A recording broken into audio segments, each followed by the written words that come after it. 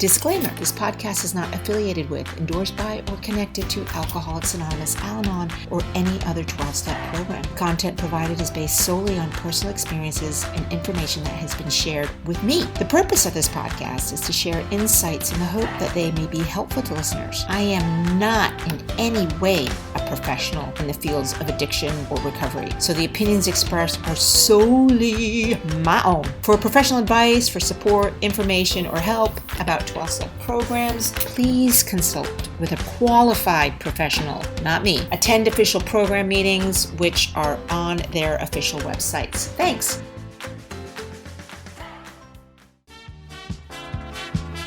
Money and spirituality, entitlement, grandiosity, being fully self-supporting. More money? More problems? Maybe. What does this all mean? Let's find out today in Tradition 7. Hey everyone, welcome to Tradition 7, which states every AA group ought to be fully self-supporting, declining outside contributions. Take out the AA group thingy and just read it as every individual ought to be fully self-supporting, declining outside contributions. As I've been going through these traditions with y'all, each tradition, each spiritual principle builds on the last one. And there's a lot of similarities in them. You can see how they're starting to overlap. And there's this repetitive theme that's all through the traditions because it's really about bringing that focus on me, not so much that I'm so self-centered that I'm not mindful of others. I want to have a healthy sense of self, because when I have a healthy sense of self, then I'm better able to be of real service in my relationships and to step up and know what my boundaries and roles are within the relationships. And there's a lot of this that we'll again talk about more coming into the concepts. Anyway, fully self-supporting. What does that mean? So Tradition 7, in a program perspective, when you're sitting in a meeting, there is a little basket or whatever that goes about and everybody puts their donation. People just assume it's that it's just about putting money in the basket, and it's not just about money. Program perspective, it means that each 12-step group pays its own bills and doesn't depend on the place that they're renting from to give it to them for free or to accept large donations from someone, because then, right, think about Tradition 6, less problems with money, property, and prestige divert us from our primary spiritual aim. Someone makes a big contribution. Think about the world that we live in. When someone donates money, a lot of money somewhere, what happens? They want that wing to be named after them. They want something to show that they've made this donation. And it doesn't work that way in a 12-step. Everybody's equal. And that will also come into traditions. Tongue-tied and twisted. Twisted sister. Yeah, I'm a twisted sister. But that's okay. I love it. And pretty sure Oz likes the twisted sisterness that I am. Otherwise, he wouldn't be with me. Probably my chihuahua's a little on the twisted sister side. There I go off on a tangent. That's why we decline outside contributions. The group, or when I look at it personally, I have to be responsible for myself. And so the group has to be responsible through the kindness, through the contributions of people that attend. And it always works out. That's where we place that, again, Tradition 2, that loving God, to trust that if this is where we're meant to be of service, then that power will provide the resources and everything we need to allow us to do the work that needs to be done. It doesn't mean that I'm sitting on my bum or the group's sitting there twiddling their thumbs, just thinking, money's going to pour in, rain down money. No, it means that, again, that Tradition 2, that loving authority will guide us and instruct us and will be the consciousness that allow the group to serve. And I can take that and expand it into my personal life and private life. My private life, like I'm some celebrity. Lusmilla's private life. Phew, all my life is personal. Yeah. No, duh, Lusmilla. You a person. Okay. Especially for me, when I look at my past prior to coming into 12-step, I was so emotionally, mentally, and physically dependent on others, particularly my parents. I was still immature and childish. And I was always going to my parents for help and money because I could not be self-supporting. 2020 hindsight today, I recognize part of that is also just the ADHD and ASD I have. I have real challenges being in a work environment. Dang, that beeping is my roles that I've made have proved and risen, and I have to go do a second proving. Anyway, back on track. So it just became dependent on my parents. And so when I came into program, I learned how to be self-supporting and declining contributions. And it wasn't even accepting a contribution. It was actually being dependent on them. And what happens when you're emotionally dependent on someone, you're financially dependent on someone, well, they kind of, quote, own me. So I had to learn how to be fully self-supporting, fill my own well up. Fully self-supporting expands out into emotionally self-supporting, mentally, spiritually self-supporting. Obviously, from a spiritual perspective, for me, it's that I'm supported. I feel that support from this power that I choose to call God, or as we talked about in Tradition 2, that ultimate authority, which is love. So I can look and see where I'm emotionally depending on others, mentally depending on others. Mentally meaning, like, for me, that mental, my state of mind. My mind and emotions, for me, are two separate things, right? My heart, I can't really trust my heart. And in the big book of Alcoholics Anonymous, it says that we quiet the imperious urge when to yield would mean heartache. The traditions help me to slow down and to practice restraint of pen and tongue. Or I guess a modern version would be restraint of thumb and tongue, or fingers and tongue. Like if you're texting, you're ready to send that text. You're like, that's it, I'm going to send this text.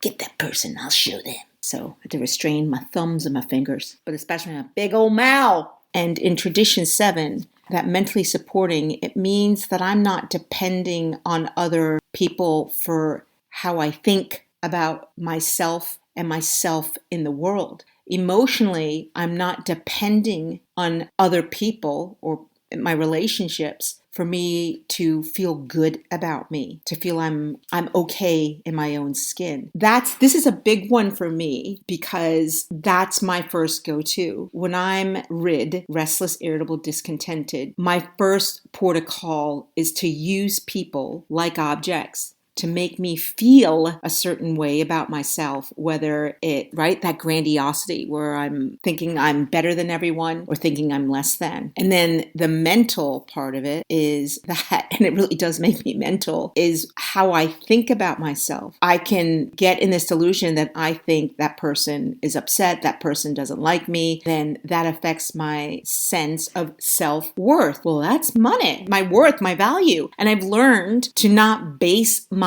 value on what my job is, what my career is, and how much I have in the bank. That's not where my sense of worth and value comes. Disclaimer, I am human. I am a faulty being. I do my best. Sometimes an unforeseen bill comes in or I get overcharged for something, and that's always so telling to me. Like, what happens when that clicks in? Am I like, oh my God, that's it? I can't, how am I going to pay? Or am I in this place of calmness where I can be like, all right, what's the next step to do? I can use money as a sense of my worth too. So it's an object. That object does not define me. So Tradition 7, declining outside contributions. If someone, for instance, is not contributing in a healthy way in my relationship dynamics, I don't have to accept that contribution, but I'm also not going to be mean about it. I love this old saying in Al-Anon that my sponsor used to tell me, which is say what you mean what you say, don't say it meanly. I also have to in turn be mindful, how am I contributing to my relationships? What am I putting into that relationship pot? And that really helps me also see too that that's not where I have to pay my bills. If you're the breadwinner in your family, that is still not how someone's defined, because someone can have all the money in the world and not be emotionally contributing, not be mentally contributing, not adding, contributing contributing to the well-being and the expansion of love, tolerance, and acceptance in a relationship. I learned tradition 7 is so much more than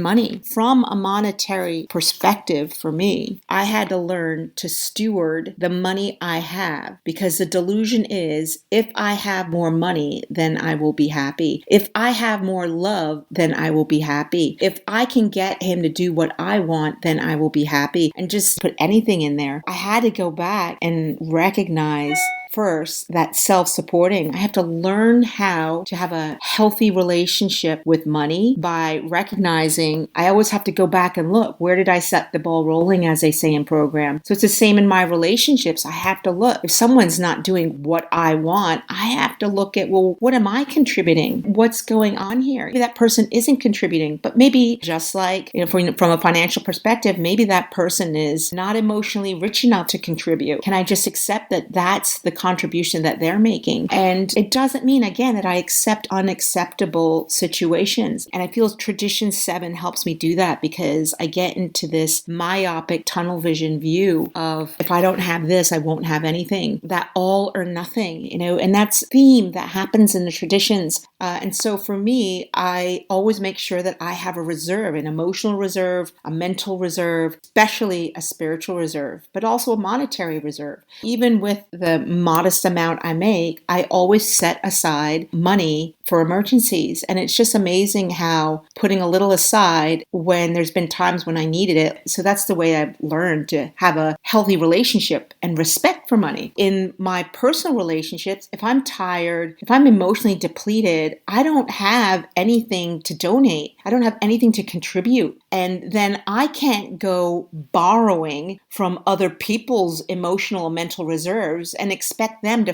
fill my own well up. I have to do that myself, in the sense of reconnecting mentally, emotionally, saying, all right, Lismilla, you're a little upset right now. Just go and rest. You haven't had sleep. I love the program HALT, Hungry, Angry, Lonely, Tired. I always go back to that. Hungry, angry, lonely, tired. It's like the rock, paper, scissors of the soul. Hungry, angry. Oh, I'm angry.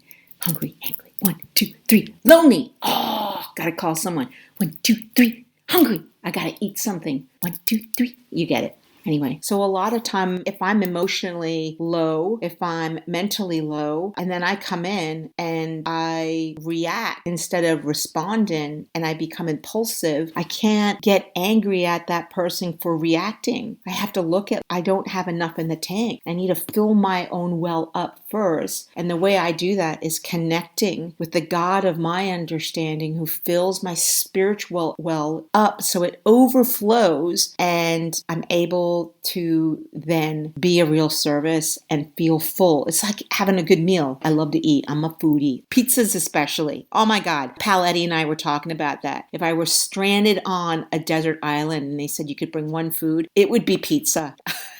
Yeah, I have to fill my own well up and not depend on others to be responsible for my emotional, mental, and spiritual well. I have to be self-supporting, and God gives me that power and the reserves when I am depleted, rather than becoming dependent on a person or a thing, like dependent on money, dependent on people. I have to always bring it back. And then this helps me to remember that I'm also relieved of feeling that over responsibility for others. I'm not their bank account. I can be emotionally supportive and mentally supportive, physically supportive, but I have to be mindful. If I don't have enough stored up, then I can't be of real use to anyone or in any of my relationships or groups. I will be of no use, like a single-use piece of plastic. I want to be recyclable in the sense that multi-uses.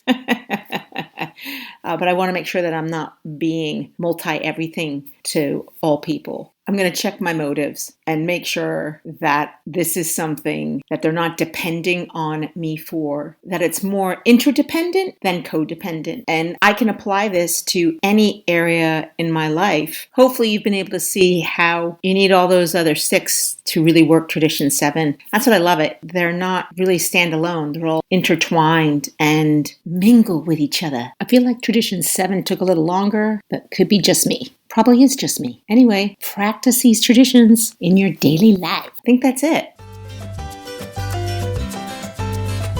And that ends another round, ding, ding, ding, of the traditions. Brought to you by Lusmila. Thank you all. Please, for the love of all that's sacred, subscribe, share, comment, review. I even left my own review. That's how geeky and cheeky I am. So review, like, comment, share, subscribe, and we'll see you all next time. Oh, and check out my link tree. It's got some other stuff. And once we do the traditions and concepts, there'll be a whole host of other things. Do you know how hard it is to just talk into a round black ball and look at a computer screen of your own voice moving? Really weird. Oh, I don't know how I'm doing this. Anyway.